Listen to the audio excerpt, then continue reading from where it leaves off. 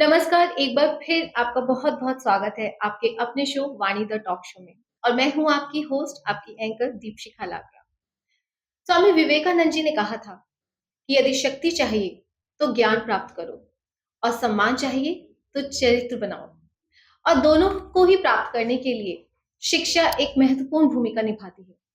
जी हाँ, शिक्षा जो हमारे व्यक्तित्व का निर्माण करती है, हमारे भविष्य का निर्माण करती है। आज हम जिनका परिचय आपसे करवाने जा रहे हैं, डॉक्टर अरुण कुमार भाटिया, जिन्होंने एमए, एमफिल, पीएचडी जैसी कई डिग्रियों को हासिल भी किया और साथ ही साथ कई सरकारी स्कूलों में एचओएस यानी हेड ऑफ स्कूल भी रही हैं और आज वो एक प्रतीक्षा पब्लिक स्कूल में एज ए मैनेजर भी काम कर रहे हैं। डॉक्टर अरुण कुमार भाटिया, बहुत बहुत स्वागत है आपका हमारे शो। धन्यवाद। एक छोटा सा परिचय तो मैं अपने दर्शकों को आपका दे चुकी हूँ। मैं चाहती हूँ कि आप अपनी थोड़ी जर्नी के बारे में हमें बताएं कि आप कहाँ से और कहाँ तक आपने कैसे जर्नी तय की है अब तक की है। मैडम, मेरा जन्म एक बहुत मध्यम वर्गीय परिवार में हुआ। मेरे पिताजी पैरामिलिट्री फोर्स है, एक बॉर्डर सिक्योरिटी फोर्स जिसे हिंदी में सीमा सुरक्षा बल के नाम से भी जानते हैं, उसमें सब इंस्पेक्टर के पद पर कार्यरत थे। मैं अपने 3 भाई बहनों में बीच के स्थान पर था, अर्थात मेरी 2 बहनें थी और एक मैं। मेरी प्रारंभिक शिक्षा कश्मीर में हुई और उसके बाद जहां जहां हमारे फादर रहे हम उनके साथ घूमते रहे और अंत में रोहतक में मेरे पिताजी ने मकान लिया और हम लोग रोहतक शिफ्ट कर गए। रोहतक हरियाणा का एक जिला है और यहाँ पर 8वीं पास के बाद, क्योंकि 8वीं मैंने श्रीनगर से पास की थी और श्रीनगर में जो सत्र है उसका अंत दिसंबर में हो जाता है, तो जनवरी के महीने में मुझे रोहतक में एक बहुत प्रसिद्ध स्कूल है विश्वकर्मा स्कूल, वो एक एडेड स्कूल था तब, उसमें मेरा एडमिशन 77 में करवा दिया गया। अब क्योंकि 2 ही महीने शेष बचे थे, आपको पता है कि हरियाणा, दिल्ली और अपने उत्तर भारत के बाकी राज्यों में तो जो नए सत्र की शुरुआत है वो अप्रैल से हो जाती है और अमूमन फरवरी के अंत में या मार्च में परीक्षाएं होती हैं, वार्षिक परीक्षाएं। तो 2 महीने के अध्ययन के बाद ही मुझे 9वीं की परीक्षा देनी थी, जबकि 8वीं में पास करके आया था कश्मीर से। वहां सनातन धर्म स्कूल लाल चौक से मैंने 8वीं कक्षा पास की थी। वहां पर इंग्लिश मीडियम था और रोहतक के जिस स्कूल में मेरा एडमिशन करवाया गया वो एक हिंदी मीडियम स्कूल था और जो सिलेबस था उसमें भी बहुत ज्यादा फर्क था। कश्मीर में जो सिलेबस में जहां से 8वीं पास करके आया था वहां पर जो शब्दावली थी उसमें भी उर्दू का समावेश ज्यादा था। मतलब हिंदी भी एक तरह से उर्दू में ही लिखी हुई थी क्योंकि ट्रांसलेटेड बुक्स होती थी और जो यहाँ पर भाषा थी वो शुद्ध हिंदी थी।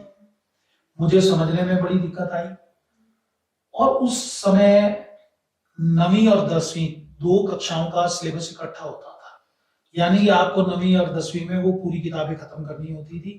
9वीं में आधा सिलेबस आता था, यानी कि आधी पुस्तकें आती थी और 10वीं में शेष भी आता था और पूरा भी आता था। तो इस तरीके से वो सिलेबस आपको 2 साल पढ़ना होता था और नतीजा ये हुआ कि मैं फेल हो गया। अच्छा। जब मैं 9वीं में फेल हो गया तो अब अध्यापकों पे भी मेरा कोई प्रभाव नहीं रहा। परिवार में भी मेरे को बड़ा एक नीचे की दृष्टि से देखा जाने लगा। मेरे गांव मोहल्ले के लोगों ने भी मेरा मजाक उड़ाना शुरू कर दिया, तो मेरा ध्यान पढ़ाई से हट गया। माता पिता ने भी बहुत ज्यादा सपोर्ट नहीं किया। मेरी माँ समझ रही थी कि क्या कारण हुआ, लेकिन मेरे पास कुछ शब्द नहीं थे कि या उनके पास शब्द नहीं थे कि वो लोगों को कुछ समझा पाते कि ये, क्योंकि उन लोगों के लिए तो ऐसा कभी हो ही नहीं सकता कि दिसंबर में कहीं सेशन का अंत हो गया हो। तो उसका नेट रिजल्ट ये रहा कि मैं एक ऐसे चाइल्ड के रूप में मैं बढ़ने लगा। किशोरावस्था में मैं आ रहा था जो चारों तरफ से हिकारत की दृष्टि से जिसको देखा जाता था, तो मैंने पढ़ाई से अपना ध्यान हटा के खेलने में लगा दिया। स्कूल में बैक बेंचर हो गया। जो भी टीचर आता वो कहता तेरे को तो कुछ आता ही नहीं। उस जमाने में मारपीट स्कूलों में आम होती थी, तो मैं हर पीरियड में पिटता था, चाहे वो साइंस का पीरियड हो, चाहे वो मैथ्स का पीरियड हो, चाहे वो इंग्लिश का पीरियड हो। तो इस तरीके से दिसंबर आ गया और मेरे को लग रहा था एक बार 9th में मैं फिर फेल हो जाऊंगा। अध्यापकों का भी कोई बहुत ज्यादा योगदान नहीं था, क्योंकि उन्होंने ये सोच लिया था कि ये बच्चा पढ़ने वाला नहीं है, और उन्होंने मेरे पर ध्यान देना बंद कर दिया। तो मेरे पड़ोस में ही एक लड़का रहता था, उसका नाम हरीश है, still I remember, now he is no more. तो उसके पिताजी एक थिएटर में चौकीदार थे। वो मेरे साथ मेरे बेंच पर बैठता था। उसने एक दिन मुझे कहा कि यार तू हर पीरियड में बैठता है, तेरे पिताजी तो बहुत अच्छी पोस्ट पर है, क्या बात, तेरे को कुछ समझ में नहीं आता? तो मैंने उसको एक ही बात बोली कि यार मेरे को ना ये समझ में नहीं आता कि -5x और -4x है, इसको अगर हमने ऐड करना है तो -9x कैसे होते हैं, और -5x में अगर हमने +4x ऐड करना है तो -x कैसे होते हैं। तो उसको 1 मिनट लगा होगा। उसने मुझे कहा कि अगर तू ना ये देख ले कि दोनों में सेम साइन है तो उनको ऐड कर दे, और अगर अपोजिट साइन है तो उनको सब्ट्रैक्ट कर दे, और जब सब्ट्रैक्शन की बात आएगी तो तेरे को साइन चेंज कर देना है। अब ये कितनी बातें, 2 बातें उसने मेरे को समझाया, और मैं उसी दिन से मैथ के पीछे लग गया। 2 महीने के अंदर अंदर मैंने मैथ्स सीख लिया, और जब मैथ सीख लिया तो साइंस भी मेरे को लगा यार ये तो बड़ा आसान है। तो मेरे में एक आत्मविश्वास जागा, मैंने 9th पास कर ली, मैं 10th में आ गया। लेकिन इंप्रेशन अब भी लोगों के बीच में वही था। उन्हें लगा कि शायद इसके पिताजी बीएसएफ में है, कुछ कह कुआ के पास करवा दिया होगा, लेकिन वो स्कूल ऐसा नहीं था। अब 10th में मैं जी जान से जुट गया मेहनत करने में। तो 1979 में मैंने 10th पास किया। उस समय मेरे 69.22% मार्क्स आए, जो कि अपने आप में एक बहुत बड़ी बात थी, क्योंकि उस जमाने में 60% फर्स्ट डिवीजन वाले को मिलते थे, आज भी मिलते हैं, लेकिन उस समय रेयर ही बच्चे होते थे जो फर्स्ट डिवीजन में पास होते थे। गजट आता था, उसमें रिजल्ट छपता था, हरियाणा का बोर्ड चंडीगढ़ था, रात को 12-1 बजे रिजल्ट आता था। तो आप ये देखिए कि जब जिस दिन रिजल्ट आना था, स्टिल आई रिमेम्बर 26 मई का दिन था जिस दिन रिजल्ट आना था, तो मैं रात को साइकिल लेके बुक शॉप पे चला गया जहां सबसे पहले गजट में आना था। तो जब मैंने अपना रोल नंबर बताया तो जो बताने वाले थे बुक कीपर वो हमारे रिश्तेदार थे। तो व्हाट ही सेड, तेरा ही रोल नंबर है ये? हाँ जी मेरे, ये तो बहुत नंबर है, तूने नकल मारी कहीं, तेरे तो 623 मार्क्स हैं आउट ऑफ 900। तो पूरे परिवार में खुशी की लहर दौड़ गई, माँ बाप भी बहुत खुश हुए, बहनें भी बहुत खुश हुई, और इस तरीके से मैं 10वीं पास कर गया। फिर मैं 11th में आया, मैंने साइंस ली। तो आगे की जर्नी कोई मुश्किल नहीं रही। मैंने साइंस साइड से बीएससी किया, और बीएससी करने के बाद क्योंकि परिवार में बहुत ज्यादा पैसा नहीं था, तो ये हुआ कि भी नौकरी हासिल की जाए। तो नौकरी में उस समय कुछ साथियों ne बोला कि बीएड अगर हम कर लेंगे तो एजुकेशन में आ जाएंगे। तो मेरा एजुकेशन में कोई खास इंटरेस्ट नहीं था। मैंने उनके साथ मिलकर बीएड कर लिया, और बीएड करने के साथ ही मैंने जो प्रतियोगी परीक्षाएं हैं उनकी तैयारी शुरू कर दी। अब क्योंकि पढ़ा था, मेहनत की थी, और साथ साथ मैं जब बीएससी कर रहा था तो मैं कुछ बच्चों को ट्यूशंस भी ले रहा था, क्योंकि अपना खर्चा भी पूरा करना था, और क्योंकि विज्ञान की पढ़ाई काफी महंगी थी। तो जब मैं उनकी ट्यूशंस ले रहा था तो उस पैसे से अपनी पुस्तकें खरीदता था और पढ़ता था। तो उसका एक फायदा और होता था, कंसेप्ट क्लियर होते चले गए। वो विज्ञान, वो गणित जिससे मेरे को सदैव डर लगता था, उन्हीं के साथ मैंने बीएससी की। और फिर मैंने कॉम्पिटिटिव परीक्षाएं जो तैयारी करनी शुरू की, तो दिल्ली पुलिस में सब इंस्पेक्टर के पद पर मेरा चयन हुआ। आर्मी में कंबाइंड डिफेंस सर्विसेज की परीक्षा मैंने पास की, एसएसबी में गया, लेकिन भाग्य को कुछ और मंजूर था। अब थोड़ा सा लोगों को लगने लगा यार इसको कुछ आता है, तो जिस पेपर में बैठता है उसमें पास हो जाता है। मीन टाइम 1987 में मेरी शादी भी हो गई।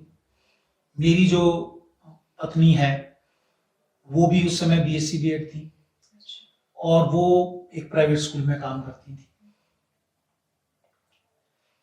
फिर हम दोनों ने मिलकर निर्णय किया कि दोनों पढ़ेंगे और कोशिश करेंगे कि हम अपने बच्चों को आगे अच्छे ढंग से पढ़ाएं।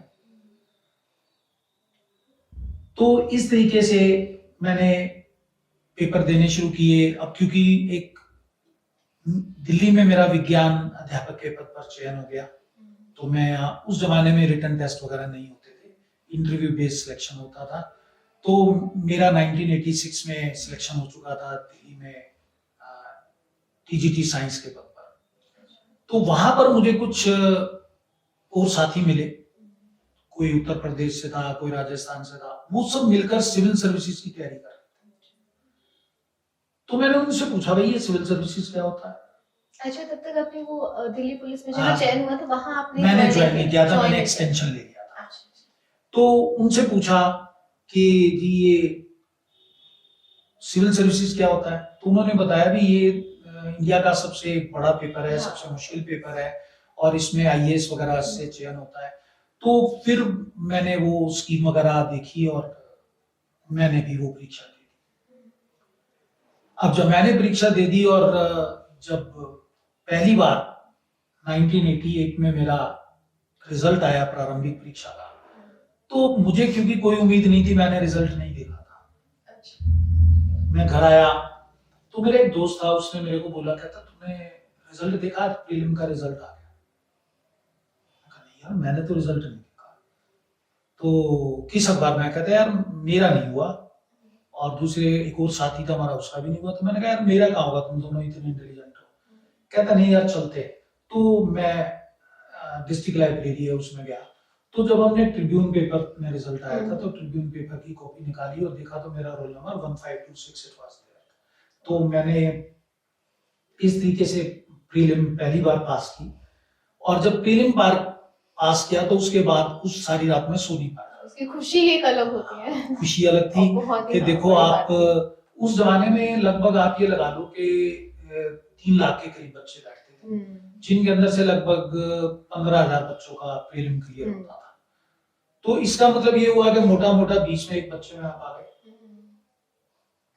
तो मैंने वो पेपर पास कर लिया और आगे की तैयारी शुरू कर दी। इस तरीके से सिविल सर्विसेज की मेरे को लत लग गई।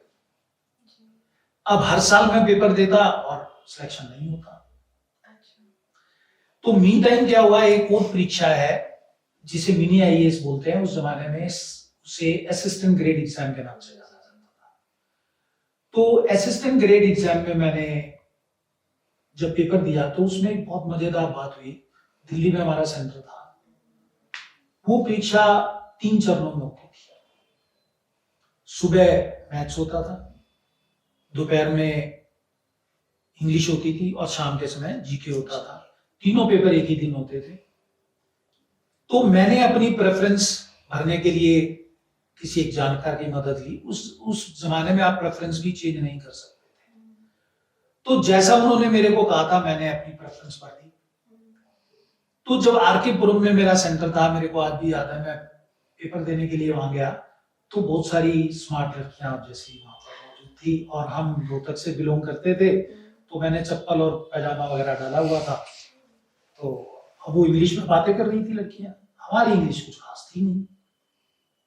तो मेरा दोस्त कहता यार अब हमारे साथ तो कोई आया भी नहीं था। अब उन लड़कियों के साथ तो उनके मम्मी पापा, कार, 2-2 म्यूजिक, उनमें पानी, मीठा पानी, चाय, थर्मस। हमारी जेब में पैसे नहीं कि हम 50 पैसे की चाय भी पी लें। तो वो मेरा दोस्त कहता है यार सिलेक्शन होगा। मैंने कहा यार सिलेक्शन इनका होगा, हमारा काम होगा। और यू वॉन्ट बिलीव कि जब रिजल्ट आया पूरे भारत में मेरा दूसरा नंबर था। पूरे भारत में दूसरा नंबर था और वो पूरा का पूरा सेंटर साफ था, उसमें किसी और का सिलेक्शन नहीं था, मेरे उस मित्र का भी सिलेक्शन नहीं था। तो मेरे लिए बड़ी हैरानी की बात थी, क्योंकि मेरा सिलेक्शन वहां इसलिए हुआ कि मैथ्स मेरा बहुत स्ट्रॉन्ग हो गया था। वो हरीश ने जो मेरे को मैथ्स सिखाया था वो हर जगह काम कर रहा था। मैं किसी भी परीक्षा में बैठता था तो किसी में दूसरा नंबर, किसी में तीसरा नंबर, किसी में 10वां नंबर, इस तरीके से मैं टॉप रैंकर्स में होता था। लेकिन विडंबना ये है कि सिविल सर्विसेज का ये परीक्षा पास नहीं कर पाया और मेरे सारे चांसेस एग्जॉस्ट हो गए। फिर सुप्रीम कोर्ट ने एक मौका और दिया। हाँ, उन्होंने एक मौका और दिया और मेरे को अपनी एयरफोर्स की नौकरी भी छोड़नी पड़ी, क्योंकि वो जिस परीक्षा में मेरा सेकंड रैंक आया था उसी के आधार पर मेरे को एएफएच के उस सिविल सर्विसेज में मेरा सिलेक्शन हो गया और मैंने ज्वाइन कर लिया था। दिल्ली गवर्नमेंट से रिजाइन करके मैंने वहां ज्वाइन कर लिया था। अब सिविल सर्विसेज का मौका मिला तो अब क्या कर सकते हो आप, वहां तो टाइम है नहीं, वहां तो 9 से 5:30 की नौकरी है। फिर वहां रह के ये एहसास हुआ यार एजुकेशन की नौकरी तो बड़ी अच्छी है, आप अपने बच्चों को भी देख सकते थे, आप पढ़ाई भी कर सकते थे, पढ़ने का तो शौक था ही, आप सिविल सर्विसेज की भी तैयारी कर सकते थे। तो नतीजा मैंने वापस से एजुकेशन ज्वाइन कर लिया और वो एयरफोर्स की नौकरी मैंने छोड़ दी।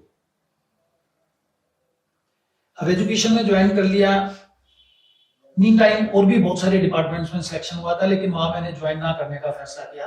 लगभग 15 के करीब डिपार्टमेंट थे, जैसे रेलवेज था, मिनिस्ट्री ऑफ प्लानिंग में कंप्यूटर का था, फिर मैं चर्चा करूंगा एक दो जगह और जैसे सीबीआई का भी था। तो उनमें कुछ इंटरव्यूज बहुत अच्छे हुए थे और वो उनमें मेरा सिलेक्शन भी हुआ। तो मैं आपको बताऊंगा आत्मविश्वास क्या चीज होती है। खैर वापिस आते हैं, तो मैं सिविल सर्विसेज के लिए छोड़ के वापिस एजुकेशन आपने माइंड मेकअप कर लिया? मैंने माइंड मेकअप कर लिया और मेरे को ये भी समझ में आ गया था कि अगर तेरा अब सिलेक्शन नहीं होगा तो तू एजुकेशन में ही रह जाएगा। नहीं हुआ, सिलेक्शन नहीं हुआ और मैं एजुकेशन में रह गया। लेकिन फिर क्योंकि इतना एहसास तो हो ही गया था, आप दूसरी जगह जब जाते हैं, जो समय आपने एयर हेडक्वार्टर में गुजारा उसने आपको डिसिप्लिन तो सिखाया ही, आपने ट्रेनिंग भी की, तो उस ट्रेनिंग का भी प्रभाव आप पे पड़ा, आपको नियमों की जानकारी हुई, जो भी काम आपको सिखाया गया आपने उसको अच्छे से किया। तो एजुकेशन में आके एक अलग पहचान हो गई। फिर तब मैंने अपने साथियों से पूछा यार अब एजुकेशन में तो फंस गए, डिप्रेशन भी हुआ, क्योंकि जिसको सिविल सर्विसेज की लत लग जाती है वो सोचता है हर साल तैयारी करो, हर साल पेपर दो, तो अब तो कुछ था ही, जीवन में खालीपन आ गया। तो फिर एमए करने का सोचा, पोस्ट ग्रेजुएशन पहली बार। तो फिर मैंने 96 में एमए इंग्लिश किया, फिर एमफिल किया। एमफिल करने के बाद दिल्ली में लेक्चरर की पोस्ट निकल आई इंग्लिश की, उसमें लगभग 5-6 पोस्ट थी, उसमें मेरा सिलेक्शन हो गया और मैंने डायरेक्ट पीजीटी 1999 में ज्वाइन कर लिया। उसके बाद 2012 में मेरा वाइस प्रिंसिपल के रूप में सिलेक्शन हुआ, फिर मैं प्रिंसिपल भी बना और अब 2024 में मैं प्रिंसिपल की पोस्ट से रिटायर हो गया। तो जो जर्नी रही वो आप देखो, एक उस बच्चे की जर्नी जो 9th में फेल हुआ, जिसको लोगों ने दुत्कार दिया था, जिसको उनके परिवार ने भी अपनाने में बहुत समय लगाया। मेरे पिताजी तो मेरी पिटाई कर देते थे, उनको लगता था कि इसको कुछ नहीं आता, ये झूठ बोलता है, तो मेरी पिटाई हो जाती थी हर वक्त। लेकिन कैसे ना कैसे, चाहे मैं कैसा भी रिजेक्टेड चाइल्ड था, लेकिन मेरी माँ मेरे से प्यार करती थी, बहनें प्यार करती थी, प्यार पिताजी भी करते थे। लेकिन इंडिया में जैसा होता है पिताजी तो बच्चों को कम ही दिखाते हैं। तो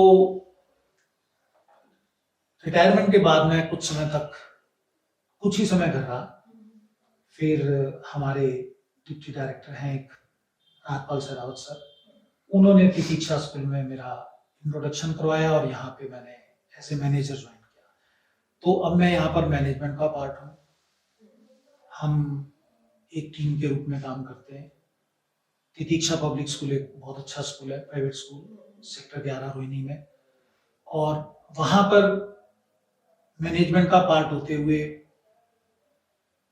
उनके वेलफेयर के लिए डिसीजन लेना, टीचर्स के वेलफेयर के लिए डिसीजन लेना, यानी कि आप एक अध्यापक से लेकर और पॉलिसी मेकर तक पहुंच गए। और अध्यापक बनने के लिए भी आपको बहुत सारे पापड़ बेलने पड़े, जी। ऐसे नहीं हुआ कि आसानी से हो गया। तो ये मेरी जर्नी। बहुत ही इंस्पायर करने वाली जर्नी रही है आपकी, बहुत ही संघर्षपूर्ण जर्नी रही है कह सकती हूँ। अब इतना सब कुछ देखने के बाद आज अगर मैं आपसे कहूँ कि शिक्षा को आप किस रूप में कैसे परिभाषित करते हैं, तो क्या है शिक्षा आपके लिए?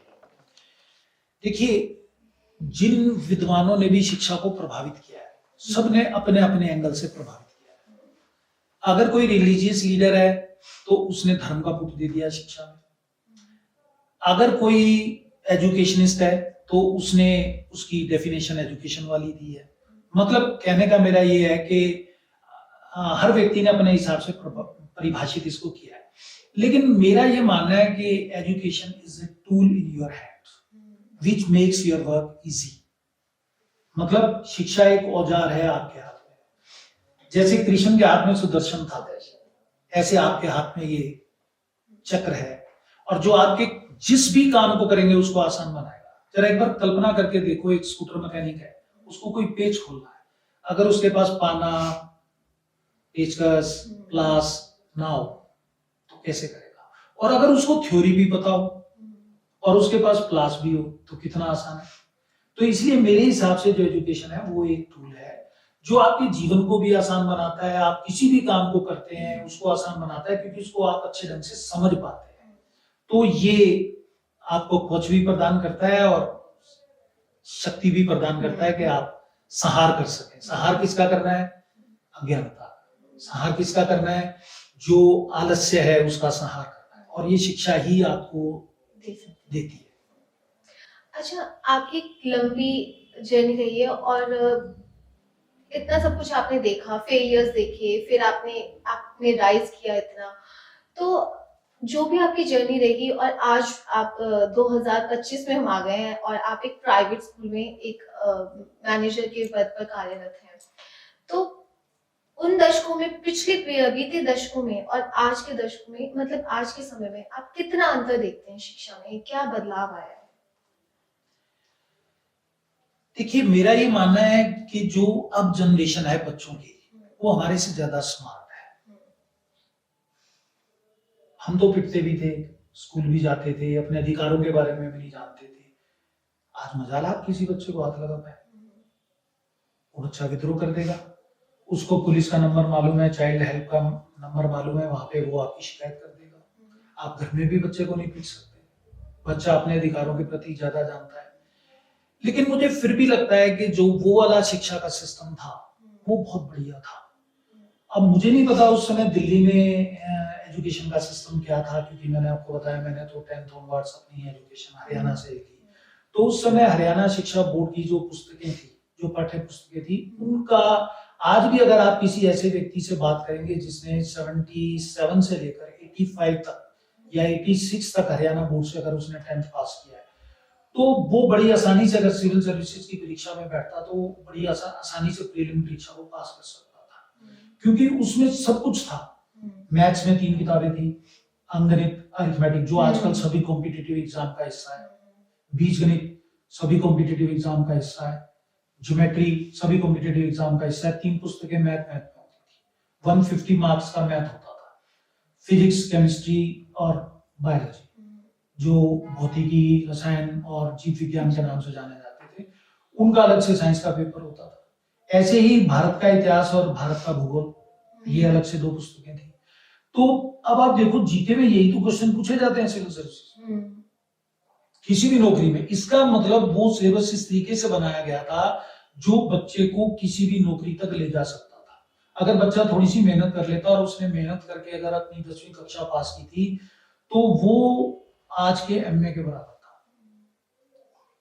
आज के बच्चे हम इंटरव्यू लेते हैं स्कूल के लिए, यहाँ पर इंटरव्यू लेते हैं, जब दीक्षा पब्लिक स्कूल में भी इंटरव्यू लेते हैं, कई टीचर्स आते हैं तो उन्हें ये नहीं पता होता उन्होंने किस विषय के साथ बीएड की है, उनको अपने पेपरों का नाम ही नहीं पता होता।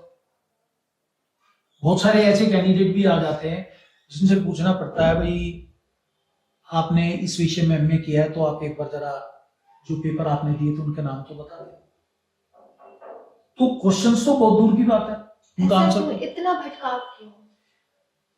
मेरे ख्याल से कुछ तो शायद कोरेस्पॉन्डेंस कोर्सेज शुरू हो गए, हुँ, कुछ बच्चों का ध्यान पढ़ाई में नहीं है, स्क्रीन टाइम ज्यादा हो गया है, उन्हें लगता है कि गूगल से ही और फोन से ही सारी जानकारी हुँ, मिलेगी, तो बच्चों में भटकाव ज्यादा है, फोकस की कमी है, जो उस समय में नहीं था।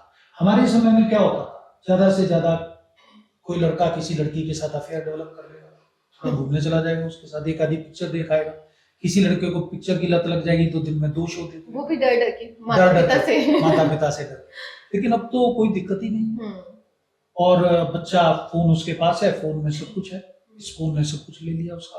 तो मैं जो सबसे बड़ा फर्क देखता हूँ कि प्रेजेंट जनरेशन स्मार्ट तो है, लेकिन फोकस्ड नहीं। और है बच्चे जो फोकस्ड हैं, फिर वो बहुत अच्छी अच्छी जॉब्स में भी हैं। कुछ एक और फर्क भी मैं देखता हूँ, हम लोगों को पैसा कमाने के लिए दिन रात एक करना पड़ता था, आज पैसा कमाने के बहुत सारे साधन हैं, और इजी मनी बहुत आसानी से आप घर बैठे बैठे लोग नेट पर काम कर रहे हैं। बहुत सारी ऐसी साइट्स हैं जिन पे आप काम करें, विदेशों का काम करें, और आप बड़ी आसानी से $40-50 रोज का काम कर सकते हैं। तो उसके लिए आपको बच्चों को, हमें बच्चों के साथ गला फाड़ना पड़ता था, चिल्लाना पड़ता था। जब मैं बीएससी कर रहा था, उसके साथ साथ बच्चों को ट्यूशन पढ़ाता था, तो एक बच्चे को सारा महीना पढ़ाने के 100 रुपए मिलते थे। आज देखिए कितना आसान हो गया है पैसा कमाना। तो ये फर्क मुझे नजर आता है, लेकिन शायद उस संघर्ष की कीमत है कि आज हम बहुत सारी चीजों को जानते हैं, और आज का बच्चा जो है उसको अगर आप कैलकुलेशन करने के लिए बोल दो तो अपने फोन को या कैलकुलेटर को देखता है, वो वो कहता है इसकी जरूरत ही नहीं, मेरे पास कैलकुलेटर है तो मैं कैलकुलेशन की बात। अच्छा, एक हम यहाँ पर आपकी ही बात में से 2 प्रश्न मेरे मन में आए हैं कि दोनों संबंधित हैं एक-दूसरे से। एक बात की आपने सिलेबस की, कि सिलेबस बहुत ज़्यादा वास्ट होता था पहले, जो अब नहीं है, कॉम्पैक्ट कर दिया गया है। तो सिलेबस जो अभी का जो आ रहा है, उसमें भी अभी रिसेंटली मैंने कहीं पे पढ़ा भी था कि अभी सरकार बदलती हैं, तो सिलेबस भी बच्चों के बदलते हैं, उनके अनुरूप वो अपनी कन्वीनियंस के अकॉर्डिंगली एक इसमें राजनीतिक पुट भी रहता है इन चीज़ों का। तो अभी बहुत जल्दी सिलेबस भी बदलने वाला है कि उसमें हमारी भारतीय संस्कृति के बारे में और ऐड ऑन करने जा रहे हैं। तो उससे आपको लगता है कि बच्चों के ऊपर कुछ प्रभाव पड़ेगा, या पहले के जो सिलेबस थे उनसे उनको थोड़ा सा भटकाव हुआ, या आपके सिलेबस जो आएगा या संस्कृति के साथ और उनको जोड़ने का प्रयास किया जा रहा है? आपको क्या लगता है? देखो, अगर आप राजनीति को हटा भी दो, हम्म। तो मेरा ये मानना है कि कम से कम बच्चों को गलत इतिहास तो नहीं पढ़ाया। तो जो आपको क्या लगता है पहले गलत इतिहास पढ़ाया? मेरे को ये लगता नहीं, लेकिन ऐसा देखिए अब जो बातें निकल के सामने आ रही हैं, हमने भी वही पुस्तकें पढ़ी, हम इतिहासविद नहीं है, लेकिन इतना तो अब हम अंदाजा लगा ही सकते हैं ना कि जो पुरानी सरकारें थी, या जो उन्होंने समितियां बनाई, जिन्होंने उन पुस्तकों को लिखा, तो कहीं ना कहीं हमारी संस्कृति का गला तो घोटने का प्रयास किया गया। तो कुछ तथ्यों को तोड़ मरोड़ कर अपने स्वार्थ के लिए पेश किया गया, लेकिन ये शायद थोड़ा बहुत सभी सरकारें करती हैं। तो हम उसमें ना जाके, अगर मैंने जो आपसे बात की थी थोड़ी देर पहले, कि अब जो सिलेबस है उसको छोटा कर दिया गया है, सिर्फ इसलिए कि बच्चों के बैग का वजन कम करना है, और जो सिलेबस है उसके अंदर टॉपिक में कॉन्टिन्यूटी नहीं है। एक टॉपिक करवाया, उसको बीच में छोड़ दिया, फिर दूसरा टॉपिक करवा दिया। अगर आप विदेशी पुस्तकें देखें तो उनके अंदर सब्जेक्ट जो है वो एक फ्लो की तरह से चलता है, एक सब्जेक्ट एक टॉपिक दूसरे टॉपिक के साथ इंटरकनेक्टेड है, अब वो कनेक्शन नहीं, तो नतीजा है बच्चों को लर्निंग में भी दिक्कत होती है। और फिर जब वो बच्चा जैसे ही 10वीं पास करके 11वीं में जाता है, तो एकदम सिलेबस फास्ट हो जाता है। 10वीं से 11वीं का सिलेबस काफी मुश्किल है, और 11वीं से 12वीं का सिलेबस फिर थोड़ा सा आसान है, लेकिन जब वो बच्चा आईआईटी की तैयारी करता है तो उसको लगता है कि जो उसने पढ़ा है वो तो बहुत कम था। या अगर कोई बच्चा मान लीजिए नीट की तैयारी कर रहा है, तो जो उसने 11वीं 12वीं में पढ़ा है, हालांकि ऐसा तो माना ही जाता है और उम्मीद भी की जाती है, क्योंकि सीबीएसई ही ज्यादातर सिलेबस का चयन करती है, तो बहुत बार पहले तो नीट की परीक्षा भी वही करती थी, अब अलग से बॉडी बना दी गई है। तो बायो का पेपर एनसीईआरटी की बुक से आएगा, फिजिक्स केमिस्ट्री का पेपर एनसीईआरटी की बुक से आएगा, लेकिन उसमें अभ्यास के लिए उतने प्रश्न नहीं होते थे जितने होने चाहिए। तो मेरे को अब भी लगता है कि अगर सिलेबस बढ़ाया जाए या कम से कम इन परीक्षाओं के साथ उसका तालमेल बिठाया जाए, जो परीक्षाएं लेनी है, तो बच्चों के लिए भी आसान होगा, अभिभावकों के लिए भी आसान होगा, लेकिन ऐसा हो नहीं रहा। ये तो कम से कम मैं साइंस और मैथ्स के बारे में कह सकता हूँ। और जो इतिहास है उसमें देखिए सरकार को अपना निर्णय लेना है, बच्चों को क्या पढ़ाना है, लेकिन आप कोई भी निर्णय लो, लेकिन तथ्यों से छेड़छाड़ नहीं होनी चाहिए। नहीं होनी चाहिए, ये मेरा। तो आप क्या मानते हैं कि जो अब जो शिक्षा दी जा रही है, एक समय था कि जब किताबों पर ही निर्भर था सब कुछ, ज्ञान प्राप्त करना है तो किताबें, लेकिन अब बहुत सारे गैजेट्स आ गए हैं, सोशल मीडिया आ गया है, बच्चे उन पर बहुत ज़्यादा, किताबों से ज़्यादा मुझे लगता है लोग, बल्कि अभी बुक भी पढ़नी होती है तो वो किंडल पे पढ़ते पीडीएफ हैं या पीडीएफ फॉर्म में पढ़ते हैं। तो बहुत ज़्यादा गैजेट्स पर निर्भर हो चुके हैं। आपको क्या लगता है? और जहाँ हम विदेशी शिक्षाओं की बात करते हैं, विदेशी एजुकेशन की बात करते हैं, तो वहाँ पर प्रैक्टिकल पर ज़्यादा जोर दिया जाता है। और वो अब यहाँ पर भी लोग करने लगे कि नहीं, हमें बच्चों पर ज़्यादा प्रेशर नहीं डालना चाहिए, किताबों से ज़्यादा उनको प्रैक्टिकल शिक्षा देनी चाहिए। आपका इस बारे में क्या कहना है? नहीं, आप कितना बिल्कुल सही है? बिल्कुल ठीक कह रहे हैं। देखिए, किताबें बच्चों के जीवन से हटने से उसका एक दुष्परिणाम और सामने आया है कि बच्चा जब किताब को देखता है, तो आपने देखा होगा कि गूगल के अंदर आप सर्च करते हैं कोई बुक, तो जो सर्च इंजन उस बुक को लाता है ऊपर, या किसी भी जो मटेरियल आप ढूंढ रहे हैं, तो ज्यादातर मटेरियल जो सबसे ऊपर आएगा वो स्पॉन्सर्ड होगा, और उसके साथ बहुत सारे मालवेयर भी होते हैं। तो अगर आपने उन्हीं में रह गए तो आप आगे असली मटेरियल तक तो पहुंच ही नहीं पाएंगे, जो कि कहीं नीचे होगा। तो बच्चे को जो ज्ञान मिल रहा है वो ठीक नहीं मिल रहा है। बच्चा जिस मटेरियल को पढ़ रहा है वो ठीक नहीं है। मान लीजिए आपने यूट्यूब पे कोई टॉपिक पढ़ने के लिए वीडियो सर्च की, तो उसकी ऑथेंटिसिटी क्या है, किसने वो बनाया है, उसका कंटेंट किसने बनाया है, उसको खुद कितना आता है, जिसने वो कंटेंट बनाया है ठीक है गलत है नहीं पता। है तो मानव निर्मित। हाँ, तो इसलिए मेरा ये मानना है कि जो कम से कम पुस्तक लिखी गई है वो एक विद्वानों का ग्रुप है, समूह है, जिन्होंने मिलकर उस पुस्तक को लिखा है, उसके बारे में सरकार ने, चाहे उनका कोई भी उद्देश्य रहा, उसको छोड़ दो, जो भी उद्देश्य रहा हो, लेकिन कम से कम वो बच्चों को ठीक सामग्री तो परोस रहे हैं भाई। जो वो ऐसी अब आपने कोई वहां से बुक डाउनलोड कर ली, क्या पता उसके अंदर क्या है। आपने कोई YouTube में वीडियो देखी, अब वो शुरू में तो कुछ और बताएगा, आप खुद सर्च करके देख लो। मान लीजिए YouTube में आप कोई फिल्म देखना चाहते हैं, तो बहुत बार तो पता लगेगा वो फिल्म है ही नहीं, उसके अंदर कुछ और टाइटल उसका है और आगे कुछ और चल रहा है। तो बड़ी हैरानी होती है कि हमारे बच्चे क्या देख रहे हैं। तो मैं आपके इस चैनल के माध्यम से सभी पेरेंट्स को ये कहना चाहूंगा कि वो बच्चों के ऊपर कम से कम एक चेकअप ऑन जरूर रखें, और कोशिश करें ज्यादा से ज्यादा वो खुद भी पुस्तकें पढ़ें और अपने बच्चों को भी पुस्तकें पढ़ने के लिए प्रेरित करें। मेरे पास जो फोन है, इस फोन के अंदर लगभग 4-4.25 हजार किताबें पीडीएफ फॉर्म में मौजूद है। चलती फिरती लाइब्रेरी मेरे फोन में है, और लगभग 10,000 के करीब फिजिकल फॉर्म में बुक्स मेरे घर में है। और मेरी ये आदत है कि रात को सोने से पहले पुस्तक मैं कोई ना कोई जरूर खोलता हूँ, उसको थोड़ी देर पढूं, 10 मिनट पढूं, 15 मिनट पढूं, 20 मिनट पढूं, तो उसको मैं जरूर देखता हूँ। तो इसलिए पुस्तकों का स्थान कोई नहीं ले सकता। Books are the best friend of, और आप कह सकते हैं they are the best companion of man. तो आप कह रहे हैं कि आप पुस्तकों के बहुत शौकीन हैं, पढ़ते हैं रात को सोने से पहले भी। आपकी फेवरेट कोई बुक जो आपको लगता है, या ऐसी कोई बुक जिसने आपको जीवन में बहुत अच्छा मार्गदर्शन दिया हो? देखिए जी, भागवत गीता तो है ही है, जी। इसके अलावा बाइबल, क्योंकि बाइबल की अगर आप कुछ स्टोरीज पढ़ेंगे ना तो वो आपके जीवन में बहुत मॉरलिटी को लाती है। और तीसरी पुस्तक जिससे मैं बहुत ज्यादा प्रभावित हुआ हूँ वो है hints for self culture by Lala Hardayal. ये लाला हरदयाल हमारे एक क्रांतिकारी थे जो कामागाटा मारू जहाज से आए थे अमेरिका से। तो उन्होंने ये पुस्तक लिखी थी। अगर आप उस पुस्तक को पढ़ेंगे तो मजा आ जाएगा आपको। और एक है ऐसे ही लिन युतांग की बुक है जॉय ऑफ लिविंग, तो उसने बहुत सारी हैप्पीनेस के बारे में और इनके बारे में बताया। तो ये मेरी कुछ फेवरेट पुस्तकें हैं। इसके अलावा मैंने क्योंकि डॉक्टरेट किया है तो अनीता देसाई, खुशवंत सिंह, मोहन राकेश ये मैंने खूब पढ़ा है और अब भी जब मौका मिलता है तो खास तौर पर मोहन राकेश का अंधेरे बंद कमरे है, उसमें हरबंस और नीलिमा ये वैवाहिक जीवन का और एक अच्छे दंपति होने का उदाहरण है। अच्छे तो नहीं है, लड़ते झगड़ते रहते हैं, पर फिर भी एक लगता है कि दाम्पत्य जीवन ऐसा होता है, उसको उदाहरण है।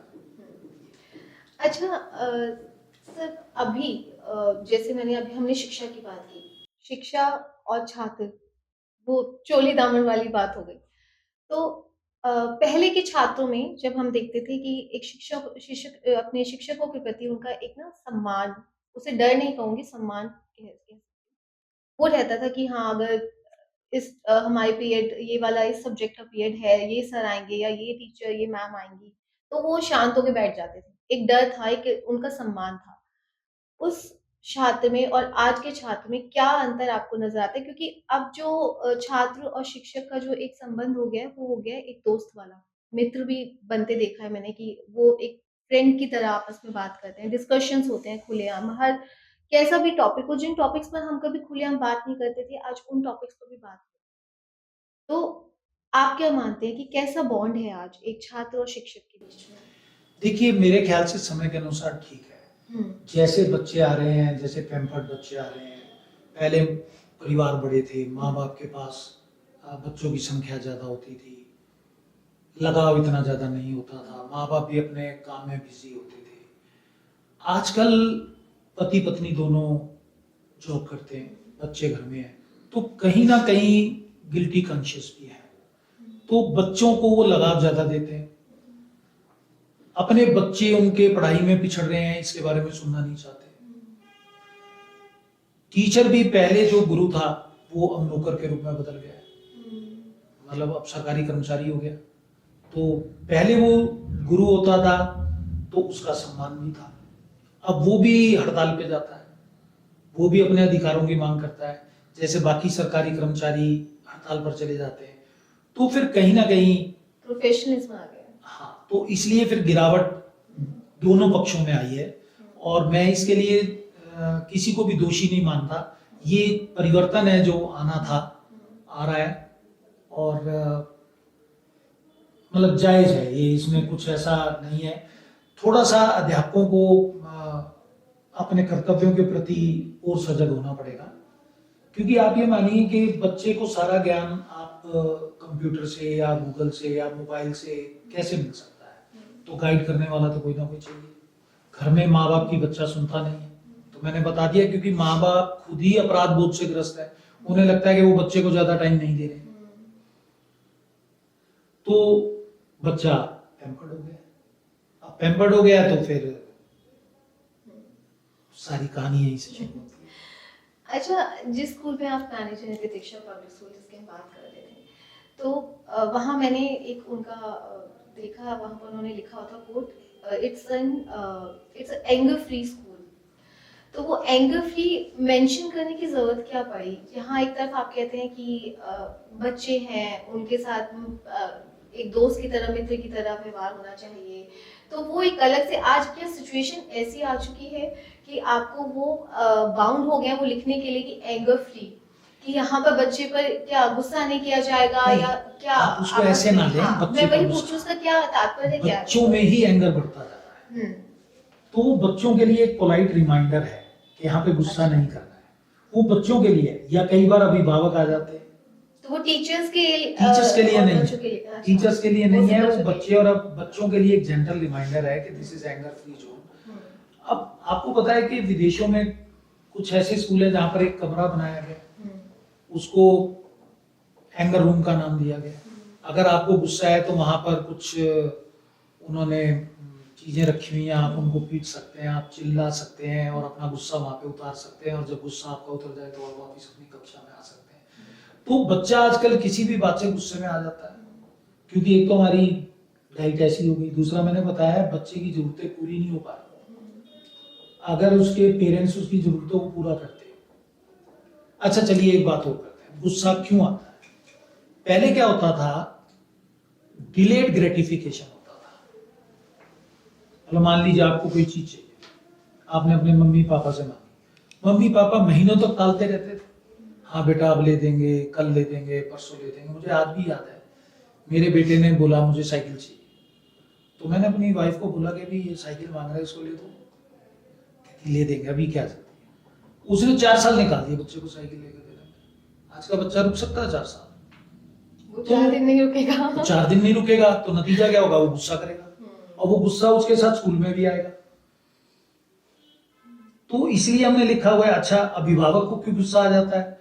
वो अपने बच्चे के बारे में कुछ सुनना नहीं चाहता। हमने मान लीजिए किसी अभिभावक को बुलाया कि आपके बच्चे ने दूसरे बच्चे के साथ व्यवहार किया, ये गलत है, तो वो अपने बच्चे के गलती के बारे में कुछ नहीं सुनना चाहता। तो just it is a polite तो रिमाइंडर। इसी पर कोई इंसिडेंट ऐसा हुआ है कि जैसे आप बता रहे हैं कि अभिभावक नहीं बर्दाश्त करते बच्चों को, कोई डांटे भी। पहले तो होता था कि टीचर्स कोई बोलते थे पेरेंट्स की, नहीं अगर इसने गलती किया तो आप मारिए भी, डांटिए भी, लेकिन अब ऐसा नहीं है, थोड़ा सा सिचुएशंस बदल चुकी हैं। तो ऐसा कोई इंसिडेंट आपके स्कूल में कुछ ऐसा हुआ? बहुत सारे इंसिडेंट हैं। देखिए 40 साल से ज्यादा मैंने एजुकेशन में गुजारे हैं, तो मेरे अपने अंदर भी ट्रांसफॉर्मेशन आया है। बच्चा नहीं पढ़ता था तो हम ही पीट देते थे, लेकिन वो बहुत पहले का टाइम था। अब बच्चों को हाथ लगाते हुए भी डर लगता था। बच्चा हमारे सामने, हमें पता है बच्चे की गलती है, ना बच्चा मान रहा है ना उसके पेरेंट्स मान रहे हैं।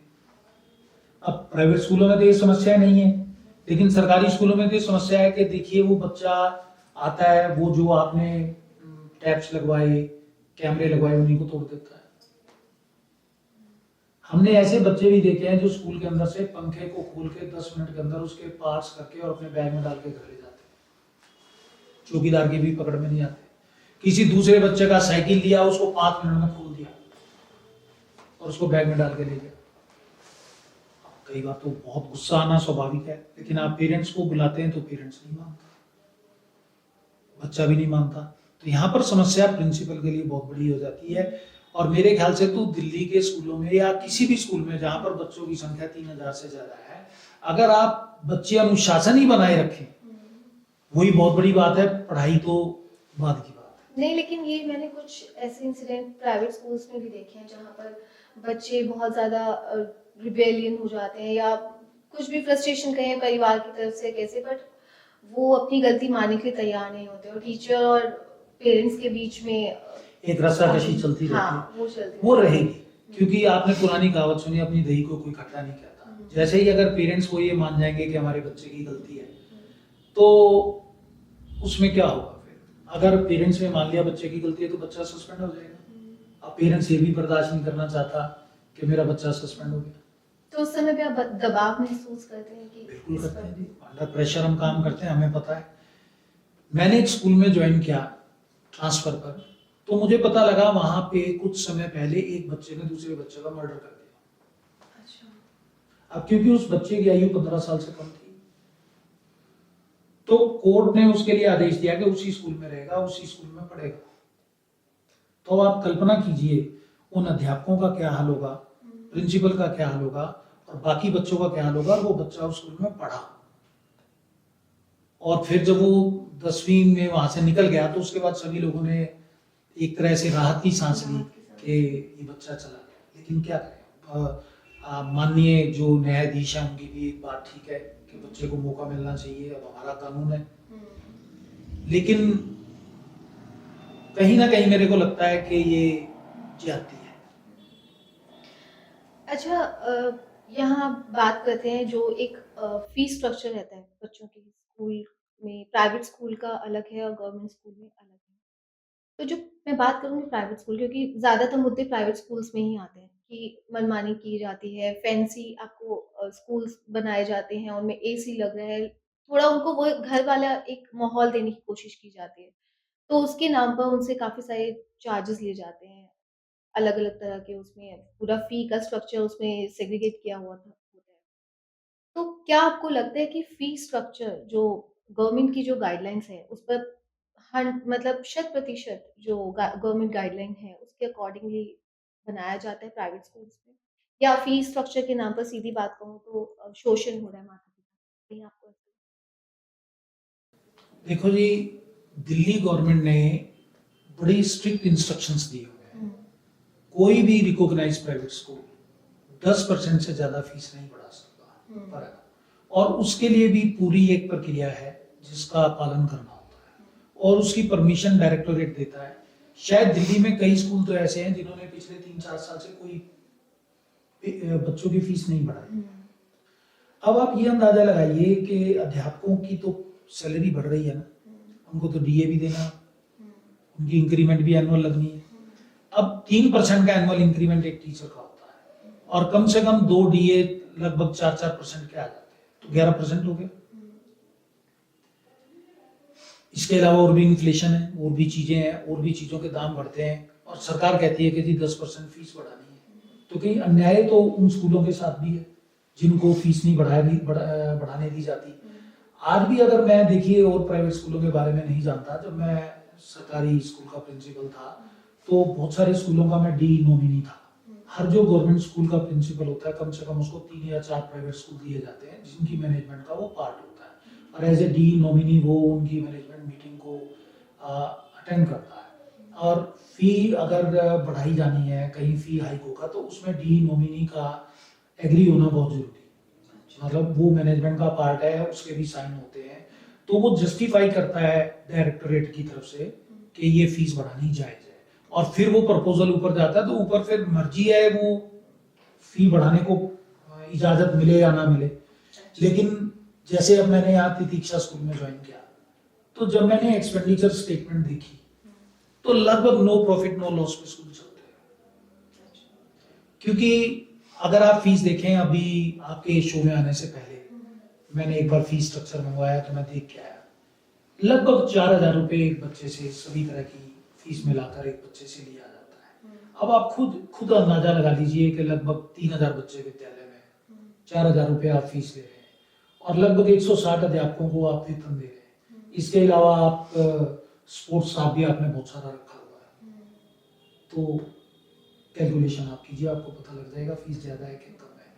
तो ऐसा नहीं है सभी स्कूल शोषण करते हैं, तो अच्छे स्कूल भी हैं, बुरे स्कूल भी हैं। मैं क्योंकि रोहतक से बिलोंग करता हूँ और मेरे जो नातिन हैं, मेरे 2 नाती और 1 नातिन है और नातिन मेरी एक बहुत अच्छे स्कूल में पढ़ती है। तो रोहतक में जो वो फीस दे रही है उससे आधी फीस दिल्ली में स्थित शिक्षा स्कूल में। तो अब आप अंदाजा हाँ, लगाइए। मैं वही कुछ स्कूलों की बात कर रही हूँ कि किस ग्राउंड पे फीस स्ट्रक्चर क्या-क्या उसमें रहती हैं, क्या-क्या चीजें किस ग्राउंड पर तैयार किया जाता है? देखिए, एक तो ट्यूशन फी होती है और कुछ फंड्स होते हैं, तो वो स्कूल फंड्स चार्ज करते हैं ज्यादा, जिससे लोगों को ये लगता है कि शोषण हो रहा है। लेकिन आप ये देखिए फैसिलिटीज भी तो प्रोवाइड की जाती है। अब अगर आप सरकारी स्कूलों की बात करें, स्कूल अच्छे हो गए नो डाउट, लेकिन उसके बावजूद भी वहां पर टीचर और स्टूडेंट का जो टीचर प्यूपिल रेशियो है वो ज्यादा है। प्राइवेट स्कूलों में वो रेशियो भी कम है। जैसे अगर हम इसी स्कूल की बात करें तो यहाँ पर टीचर प्यूपिल रेशियो लगभग 30 है। गवर्नमेंट स्कूलों में लगभग 45-50 का भी हो जाता है और कुछ निठारी और आगे के गांव के स्कूल तो ऐसे हैं जहाँ पर एक सेक्शन में 80-80, 90-90 बच्चे हो जाते हैं, तो कैटर करना ही बड़ा मुश्किल हो जाता है। तो प्राइवेट स्कूल में अगर पेरेंट्स पढ़ा रहे हैं तो देखिए सभी बच्चे सरकारी स्कूल में नहीं जा सकते, इतने सरकारी स्कूल में। अगर आप आज ये सोच लें कि प्राइवेट स्कूल इतने बुरे हैं, इनको हम बंद कर देते हैं, तो फिर इतनी बड़ी जनसंख्या लेके आप कहाँ जाएंगे? फिर तो सारे प्राइवेट स्कूल भी बंद कर दो, प्राइवेट हॉस्पिटल्स भी बंद कर दो, सरकारी हॉस्पिटल में इलाज हो, तो ये तो समस्या का हल है।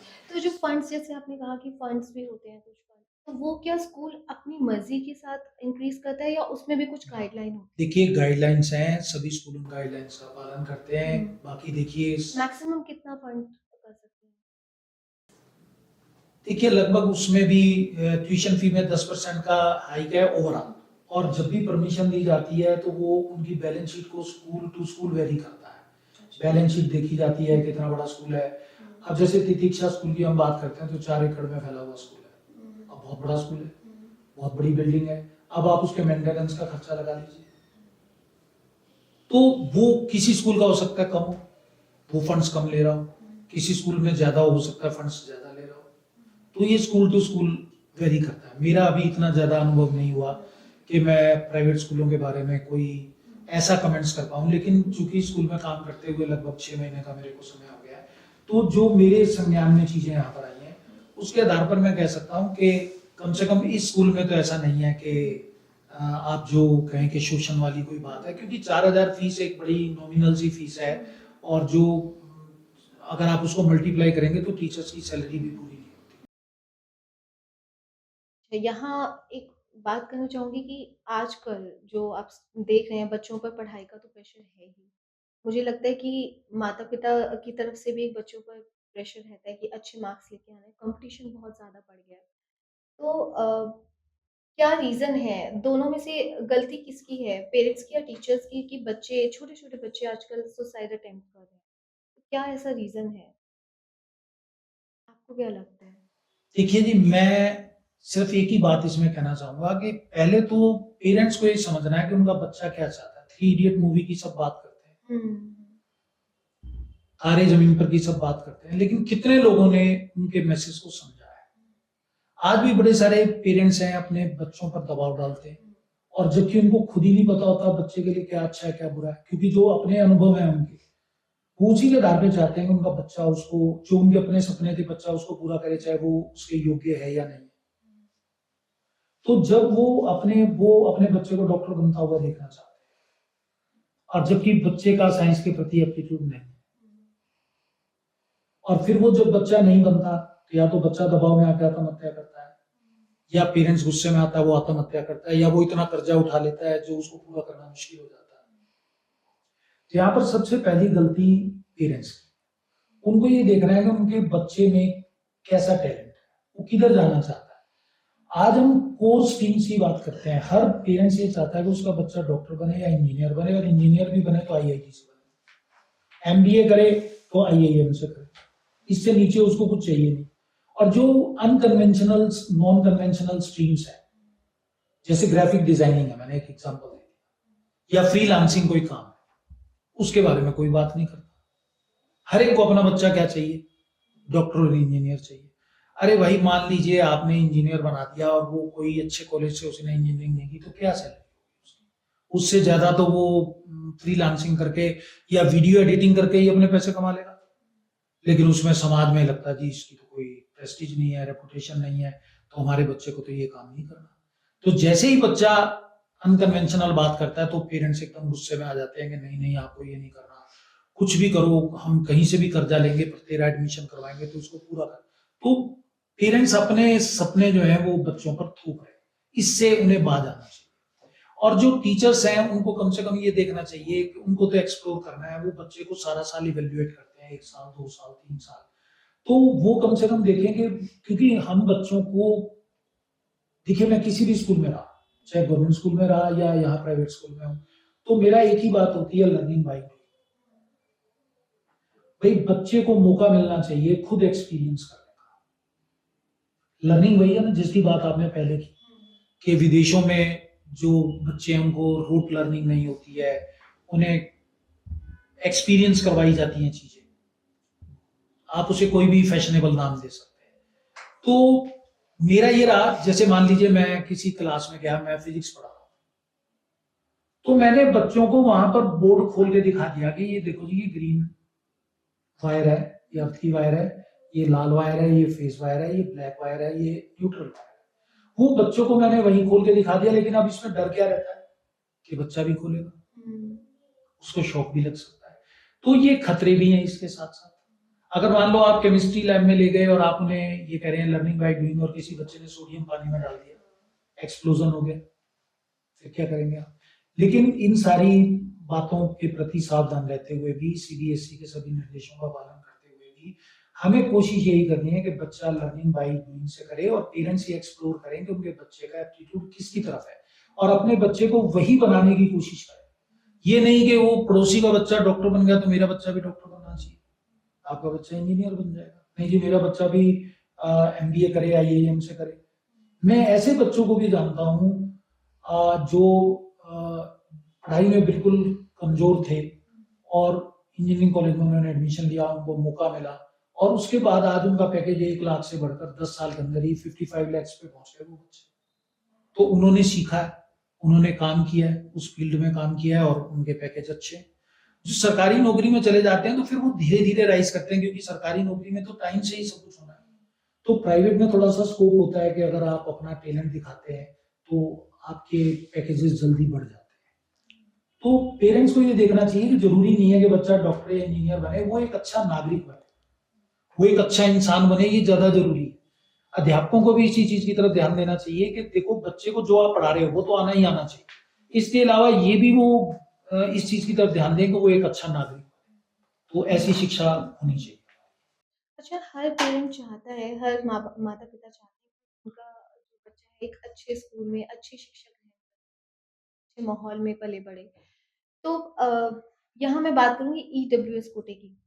यहाँ क्योंकि बहुत सारे जो बिलो पॉवर्टी लेन लाइन पे जो पे माता-पिता हैं और वो चाहते हैं कि हमारा बच्चा अच्छे स्कूल में जाए। तो वो उसके लिए अपने बच्चे को उस सर्टिफ़िकेट के साथ वो एडमिशन दिलाते हैं ताकि वो फ़ीस से वो उनको थोड़ी उसमें राहत मिल जाए फ़ीस में। तो कितना परसेंटेज रहता है ईडब्ल्यूएस कोटे का और क्या वो सही मायने में सही माता-पिता तक, सही बच्चे तक पहुँचता है? क्योंकि बहुत सारे इसमें भी फ्रॉड्स हैं, आप जानते हैं। बिल्कुल, आप ठीक कह रहे हैं। देखिए जी, हाँ। सरकार की इंटेंशंस में कोई दिक्कत नहीं है। 25% कोटा हर प्राइवेट स्कूल को इन बच्चों के लिए रखना है हुँ। और लगभग 5% कोटा मैनेजमेंट का आ जाता है, जो मैनेजमेंट अपने आधार पर ये सोचती है कि इस बच्चे के माता-पिता नहीं है, यहाँ पे हुँ। फीस माफ़ होनी चाहिए या इस बच्चे के साथ कोई सामाजिक रूप से परेशानी है। तो आप किसी भी स्कूल की स्ट्रेंथ से ये लगभग 30% बच्चे निकाल दीजिए। तो जो 70% बच्चे हैं, उनसे ही पूरे स्कूल की जो फीस है और उसी से सबका खर्चा होता है। और पेरेंट्स अब क्या करते हैं, वो चाहते हैं उनका बच्चा पब्लिक स्कूल में पढ़े। इनकम्स का क्राइटेरिया है। आप यकीन नहीं मानेंगे, मैंने ऐसे पेरेंट्स को देखिए आपको एक एग्ज़ाम्पल देता हूँ, इससे आप समझ पाएँगे मैं क्या कहना चाह रहा हूँ। कोविड के दौरान मेरे स्कूल में, क्योंकि मैं गवर्नमेंट सर्विस में था, तो ड्राई राशन डिस्ट्रीब्यूशन सेंटर था। उस समय कूपन मिलते थे उन लोगों को जिनका काम छूट गया है, जिनके पास इनकम कम है, तो उन लोगों को ड्राई राशन मिलता था। बुलेट पर, बुलेट बाइक 350 जिसकी कीमत लगभग 2 लाख रुपए है, उस समय थी। उस पर लोग आते थे, हाथ में सोने की जंजीरें डाली होती थी और वो 10 किलो अनाज लेने के लिए आते थे। अच्छा।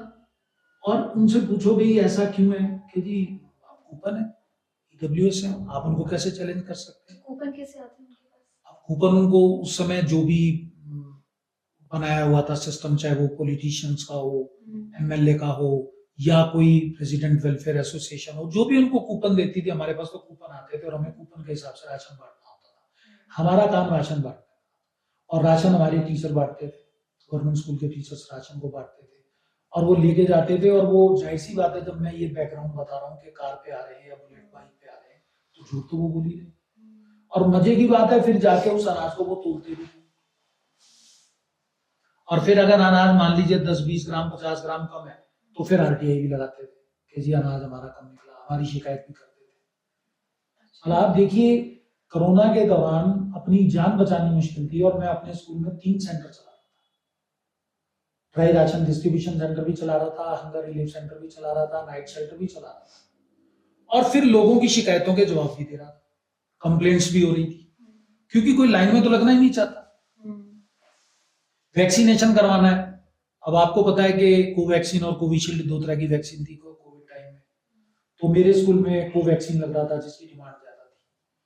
तो बुकिंग के लिए स्लॉट रात को खुलता था। अगले दिन लंबी-लंबी लाइनें लग जाती थी। हर आदमी चाहता था मेरे को पहले लग जाए। अरे भई जब तेरा नंबर आएगा या जो स्लॉट में तेरी बुकिंग है उसी हिसाब से तो लगेगा। बहुत लड़ाइयाँ होती थी, लोग बहुत मारने-पीटने को उतारू हो जाते। तो लोगों का सिर्फ इतना है कि हमें लाइन में नहीं लगना, हमारे को वीआईपी ट्रीटमेंट मिले, माँगना राशन है। लेकिन वीआईपी ट्रीटमेंट चाहिए। मैं किसी को गाली नहीं दे रहा, किसी के ऊपर दोष नहीं लगा रहा, लेकिन झूठ बोलने से बाज आना चाहिए। क्या करेंगे? झूठा इनकम सर्टिफिकेट बनवाएँगे, झूठा रेजिडेंशियल कार्ड बनवाएँगे, आधार कार्ड में झूठा एड्रेस लिखवाएँगे और इकोनॉमिकली वीकर सेक्शन बनाकर बच्चे को स्कूल में दाखिला करवाएँगे। सिर्फ ये है कि हमारा बच्चा इस स्कूल में पढ़ना चाहिए। आप तो प्राइवेट स्कूलों की बात करते हैं, मैं सेक्टर 3 रोहिणी का एचओएस रहा हूँ। वहाँ पे लगभग 4500 बच्चे थे। हर पेरेंट्स ये चाहता था आस-पास का कि मेरा बच्चा सेक्टर 3 में पढ़े। अब सेक्टर 3 के कुछ फीडर स्कूल हैं, बच्चे सिर्फ वहां से आएंगे। और अगर आप 11वीं में एडमिशन करेंगे तो मेरिट से करेंगे, तो उसमें 95% के करीब मेरिट जाती है। तो पेरेंट्स क्या कर रहा है, वो किसी पब्लिक स्कूल, जो हमारे स्कूल का फीडर स्कूल है, उसके पास जा रहा है, वहां पे अपने बच्चे को 2 साल पढ़ा रहा है कि यहाँ से बच्चा निकलेगा तो गवर्नमेंट स्कूल में जाएगा। यहाँ पे भी टेक्निक लगाई जाए कि लोग बहुत स्मार्ट हैं।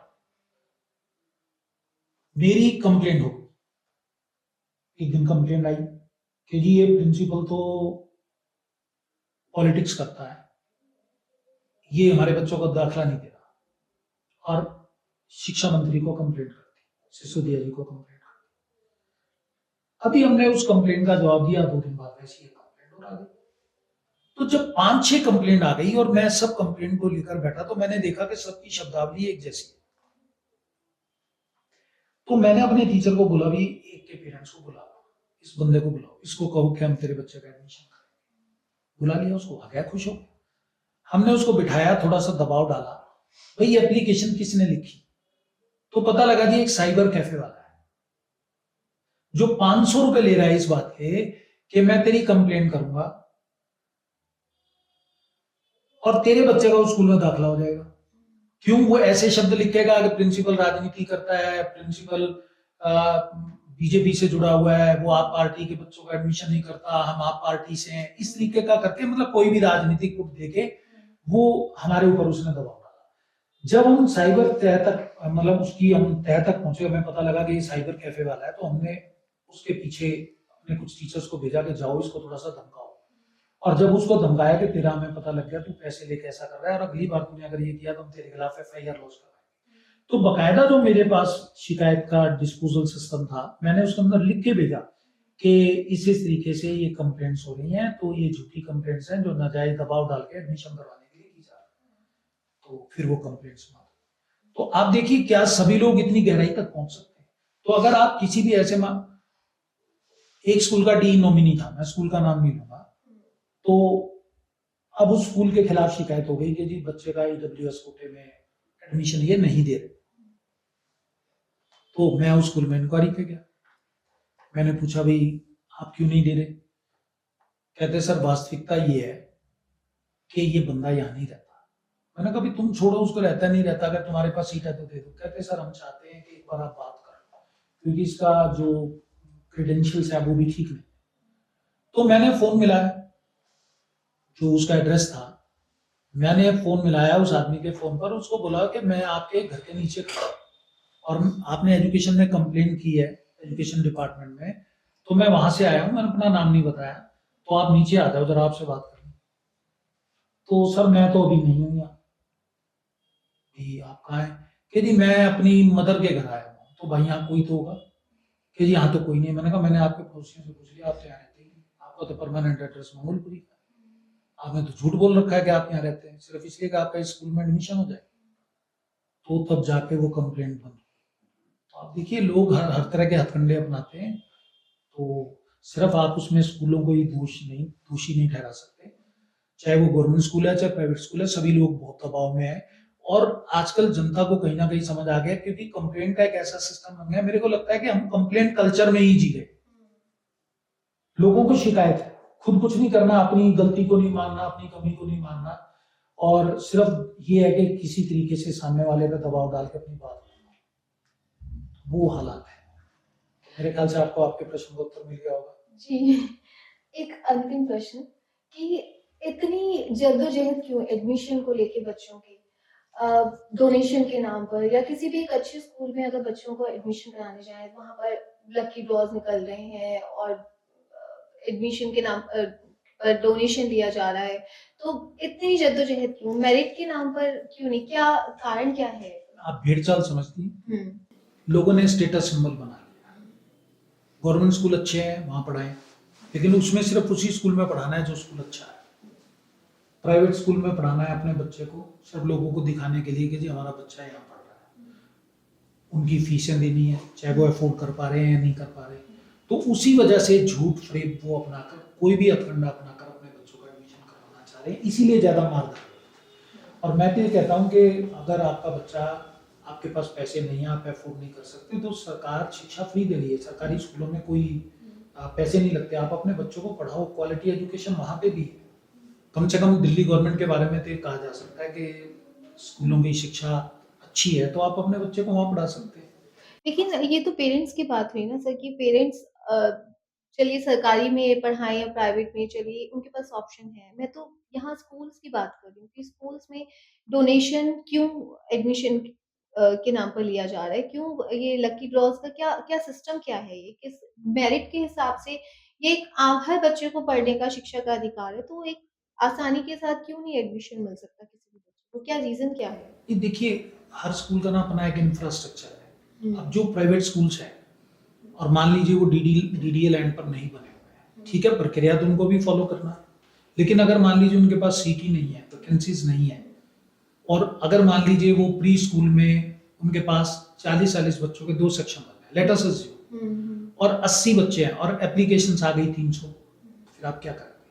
अब उनका तो टेस्ट नहीं ले सकते आप गवर्नमेंट के नियम के हिसाब से, तो आपको लकी ड्रा ही निकालना पड़ेगा ना। सेक्टर 3 में हम सिर्फ एक ही सेक्शन बनाते थे प्री स्कूल में। अब प्री स्कूल में एक ही सेक्शन बनाते हैं और लगभग उसमें हमने 40 सीटें, 40 से ऊपर 41वां बच्चा नहीं हो सकता, और अगर होगा तो with the permission of the director of education, और उसके लिए भी बहुत लंबी चौड़ी प्रोसेस है जिसमें से आपको गुजरना पड़ेगा। तो अब 40 बच्चों का ही है, तो उसके लिए बकायदा आप क्या करेंगे, लकी ड्रॉ निकालेंगे, लकी ड्रॉ की डेट तय की जाएगी, उस दिन पीटीए के मेंबर आएंगे और कुछ और भी मोजिज आदमियों को आप बुलाएंगे, उनकी प्रेजेंस में आप ड्रॉ को निकालेंगे, जिसका आ जाएगा उस बच्चे का एडमिशन हो जाएगा। कुछ बच्चों का वेटिंग लिस्ट में रख दिया जाएगा नाम, बाकी बच्चों का एडमिशन नहीं होगा। फिर उसके लिए क्या होगा, वो एमसीडी के स्कूल में एडमिशन लें, आरटी एक्ट तो ये के लक तहत। बाय चांस वाली बात हाँ, हो ये गई चांस और डोनेशन कई ऐसे भी हैं जो डोनेशन देके सरकारी स्कूलों में हो कोई जाता है। डोनेशन नहीं, मैं प्राइवेट स्कूल्स की ही बात मैं कर नहीं रही हूँ। जानता हाँ। उसके बारे में, प्राइवेट स्कूल क्या कर रहे हैं, क्योंकि वो देखिए स्कूल टू स्कूल वेरी करता है कि वो डोनेशन लेते हैं नहीं लेते, क्या करते चलिए हैं। हम ये मान लेते हैं कि ये भी हो रहा है स्कूल्स के अंदर। देखिए, मैं ये नहीं कह सकता कि ये हो रहा है, मुझे इसके बारे में कोई आइडिया नहीं है, लेकिन मैंने जो आपके प्रश्न का उत्तर था वो मैंने दे दिया कि लकी ड्रॉ क्यों निकाले जाते हैं, तो सीटें फिक्स हैं, उससे ज़्यादा नंबर ऑफ सेक्शंस, क्योंकि इंफ्रास्ट्रक्चर के आधार पर ही सेक्शन बनेंगे। अगर किसी स्कूल में 2 सेक्शन बनने हैं तो 2 ही बनेंगे, तीसरा नहीं बनेगा। तो 2 सेक्शन बनेंगे तो 80 ही बच्चे लिए जाएंगे, उसके अंदर और बच्चे नहीं लिए जा सकते। बहुत सारी सिफारिशें आती थी हमारे ऊपर, जायज़ नाजायज़ दबाव भी बनते थे, फिर हमें उनका यही जवाब देना होता था जी, हम उसकी वीडियो रिकॉर्डिंग करके रखते थे लकी ड्रॉ की, कि जी ये देखिए लकी ड्रॉ की वीडियो रिकॉर्डिंग है, और बिल्कुल फेयर और इम्पार्शियल तरीके से हमने लिस्ट निकाली है। अब जिसका आ गया ठीक है, जिसका नहीं आया। बहुत-बहुत धन्यवाद आपका हमारे शो में आने का और आशा करती हूँ कि लोगों को जो माता-पिता हैं, जो अपने बच्चों को अच्छी शिक्षा देना चाह रहे हैं, उनको बहुत अपने प्रश्नों के उत्तर मिल गए होंगे और बहुत ही प्रेरणादायक आपकी यात्रा रही। उसके लिए बहुत-बहुत धन्यवाद। तो शुक्रिया। ये थी हमारी आज की मुलाकात डॉक्टर अरुण भाटिया जी के साथ। आशा करती हूँ कि आपको आज का एपिसोड पसंद आया होगा। फिर भी यदि आपके कोई सुझाव हों या आप किसी भी तरह का कोई हमें प्रश्न पूछना चाहते हैं, तो कमेंट बॉक्स के द्वारा या दिए गए नंबर और ईमेल आईडी के द्वारा हमसे संपर्क कर सकते हैं। तब तक के लिए नमस्कार, जय हिंद।